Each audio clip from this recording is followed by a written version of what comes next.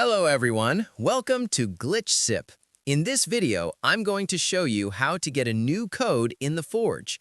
This code was released thanks to yesterday's update on December 25th, which caused several bugs in the game. To redeem it, the first thing we need to do is open the Settings menu. Then we're going to enter the following code, sorry for bugs. Click here and press Redeem. In my case, it doesn't let me claim it anymore because I've already redeemed it. Now, to change your role, you simply need to go to the first village. From there, head to the back left area and you'll find a wizard. This wizard allows you to change your role.